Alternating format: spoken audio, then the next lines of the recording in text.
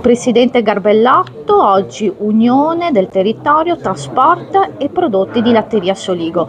Come è nato questo connubio e voi degli Moco Volley come lo vedete? Ma noi ci siamo conosciuti un anno fa circa, grazie